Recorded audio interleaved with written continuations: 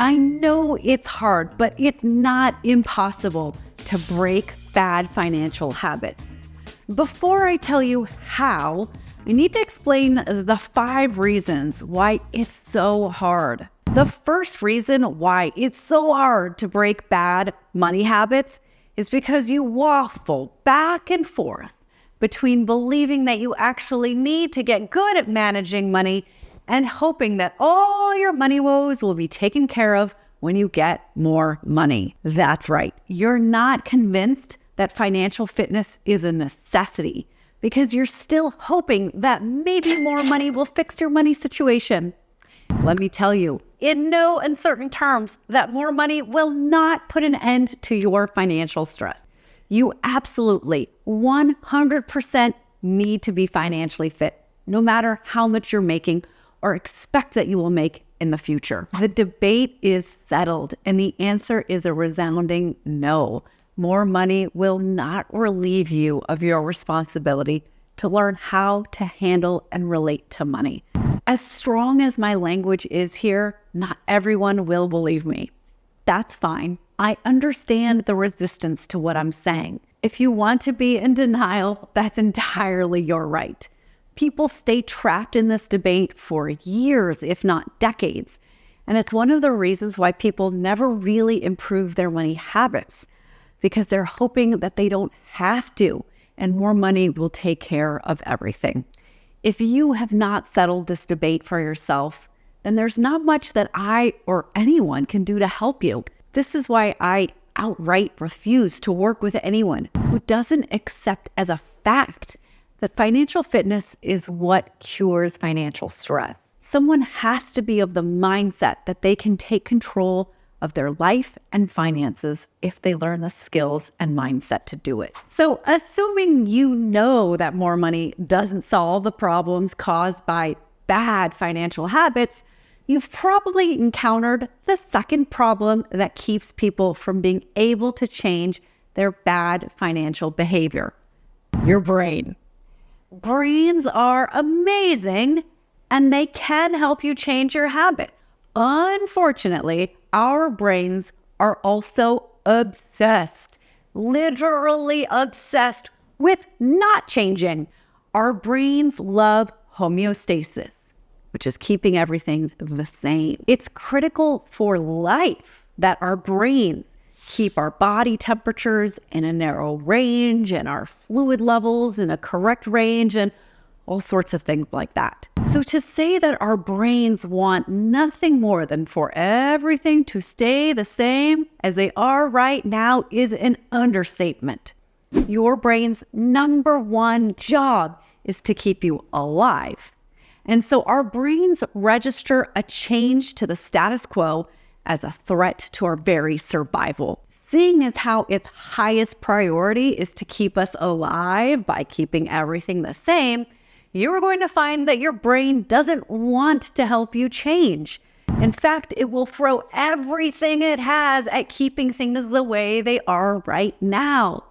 It will come up with excuses why you don't need to change or why you shouldn't change. And if that doesn't work, you actually start to change things up, your brain might register that as a threat and kick off your stress response, meaning that your nervous system will be thrown into fight, flight, or freeze mode. That makes it hard to think straight, and it is a highly uncomfortable state to be in.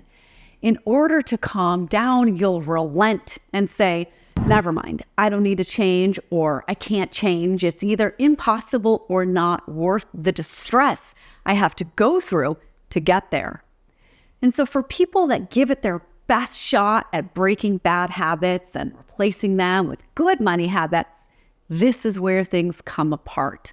They'll think, oh, I'm not good with numbers, or it's just impossible for me to implement the changes for very long, or it's too hard to learn the skills. All of these will be untrue, but they feel oh so true. This is what your brain makes you think as it desperately tries to pull you back from the brink of change. So if our brains, the very thing we need to make positive change in our lives, are also sabotaging our efforts to change for the better, What can you do? Understand that yes, your brain is set up to keep things stable, but your brain is also wired for connection. Connection with other human beings is also how we stay alive. So our brains crave it and support it. So the solution to breaking bad habits and adopting amazing ones has to do with getting guidance and support from another person that you feel connected to, who can show you the way. Well, you might think, how convenient is that for you as a financial coach to be saying that the most effective way to break bad habits is by having someone else help you? And yes, I admit that it's convenient for me.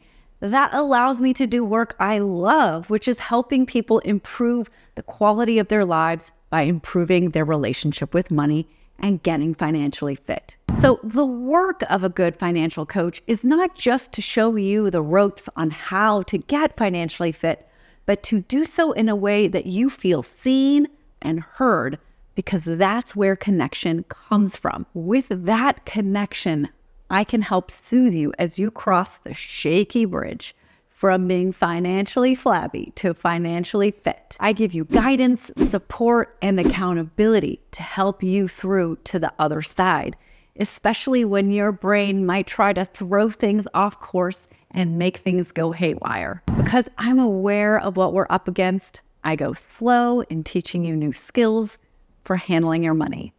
I am very intentionally trying not to trip the brain into the stress response. And if change is slow enough as to be almost unrecognizable as change, your brain won't fire up to sabotage us. That's why I work with financial coaching clients for a minimum of 3 months. So if up until now, you've been a DIYer who was convinced that you should be able to get it together financially on your own by reading books and watching YouTube videos, and things haven't worked out, I hope you not only understand why things didn't turn out the way you hoped, but that you have compassion for yourself and that you forgive yourself for being unable to turn things around. It's not because you're lazy or not smart enough or your zone of genius is creativity and not business. None of that. What's happening is that you're facing a change that's bigger than your brain is comfortable with, and it needs help. Otherwise, it feels that you will die. So if you know it to be true that you have the power to make your financial stress disappear by getting financially fit, and you understand why having a coach is so imperative, then I encourage you to reach out and schedule a Zoom chat to see if we have the kind of connection that will overcome your brain's resistance to change. The link is in the description. Hope you have a good one, and I'll catch you in the next video.